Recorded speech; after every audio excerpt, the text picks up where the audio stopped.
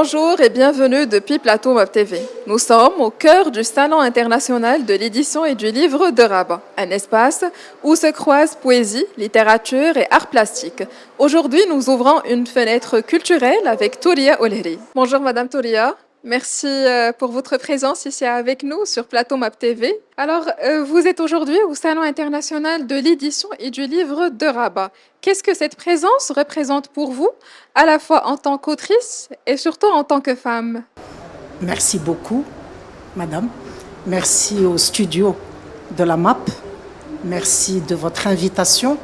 Moi, je suis très heureuse d'être avec vous et votre invitation m'honore.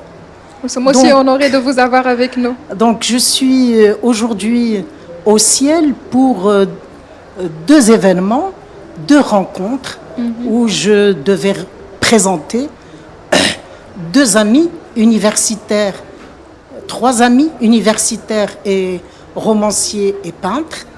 Les deux premiers ont présenté leur nouvel ouvrage, Ombres et Lumières, par Zohra El-Hewi et Mohamed Jadir.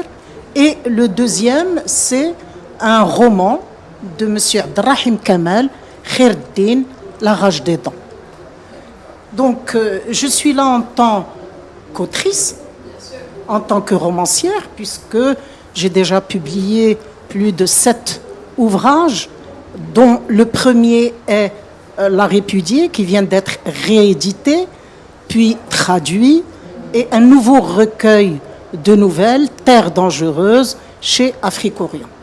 Je suis là en tant qu'autrice, mais aussi en tant qu'amie, et enfin en tant que femme intellectuelle.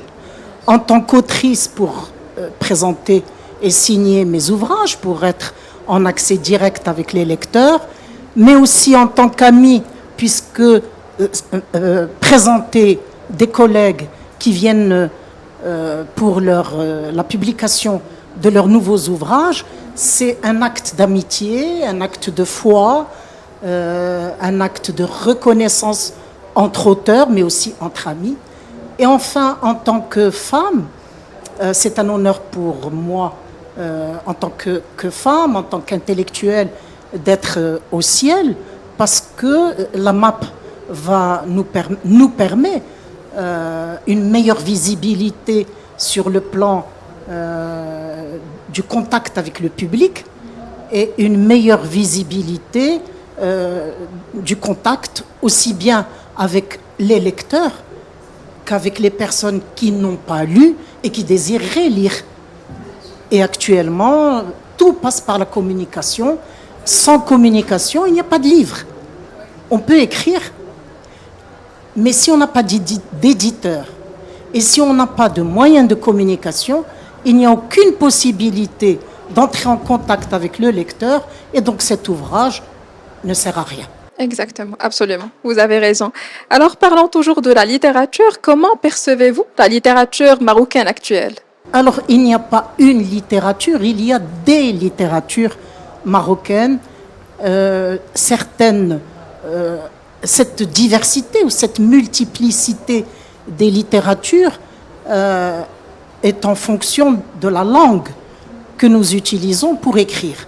Il y a une littérature marocaine arabophone, une littérature marocaine hispanophone, de plus en plus une littérature marocaine anglophone, et je ne vais pas dire de moins en moins une littérature marocaine francophone. Nous y croyons, puisque j'écris en français, nous y croyons, et la littérature marocaine est en pleine expansion, en plein développement, comme pour la littérature à l'échelle mondiale, mais au Maroc, il y a un très grand manque de communication. Alors, Madame Touria, vous menez à la fois une carrière de chercheuse en littérature et une œuvre de romancière et nouvelliste. Comment s'opère le tri en vous? Et pour être honnête, il n'y a pas de tri. Pour être honnête, nous suivons, ou je suis, un mouvement de création qui tantôt donne naissance à un roman, tantôt donne naissance à un livre d'essai, ou tantôt donne naissance à un recueil de nouvelles. Est-ce que je suis la même qui écrit un roman ou qui écrit une nouvelle? Je dirais non. Puisque le genre que nous utilisons pour écrire diffère et en même temps nous transforme. Et donc, quand j'écris un roman, je raconte une histoire quelque part. Un roman, quelque part, raconte toujours une histoire avec un début et une fin et l'évolution de certains personnages. Avec un recueil de nouvelles, c'est différent. La narration est fragmentée et comme elle est fragmentée, j'ai la possibilité d'avoir accès à une multitude de personnages. Chaque nouvelle apporte une ambiance différente, des personnages différents, une chute différente. Et je trouve qu'écrire une nouvelle est beaucoup plus difficile qu'écrire un roman et que changer de genre, c'est aussi être confronté à des difficultés différentes. Mais le plaisir d'écrire est le même. Bien sûr. Donc aujourd'hui, qu'est-ce qui vous inspire ou vous questionne le plus en tant que romancière marocaine dans un monde en pleine mutation numérique? Ce qui m'inquiète, ce qui m'angoisse, c'est l'IA, Oui. l'intelligence Artificielle. Va-t-elle nous remplacer en tant que romancière ou romancier? Peut-être que l'intelligence artificielle va réussir à écrire des romans qui seront peut-être mieux écrits qu'un être humain, qui sait. Mais je suis sûre d'une chose, la créativité artistique est de l'ordre de l'humain. Jamais elle ne sera surpassée par un robot ou une intelligence artificielle, puisque l'intelligence artificielle est en elle-même une création humaine.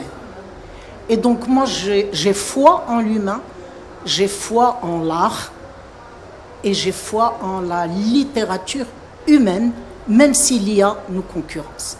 Je comprends parfaitement. Merci, Madame Touria Olheri, pour cet aimable échange. Merci pour votre présence ici avec nous sur Plateau Map TV. Merci beaucoup, merci à vous, merci de votre invitation. Merci à vous de nous avoir suivis. On se retrouve bientôt sur une nouvelle escale culturelle. À très bientôt sur notre antenne.